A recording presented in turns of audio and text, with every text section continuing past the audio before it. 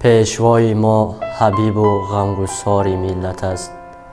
ابتکار کارهایش افتخار ملت است. می شکوفد از قدوم نیکی و گلهای مهر، فصلهای عمر وحدت را بهار ملت است.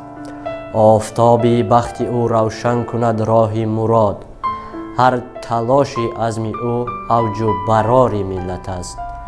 رای او در زندگانی هست صلح و آشتی، کوه پا بر جای شأن و ننگ و عار ملت است.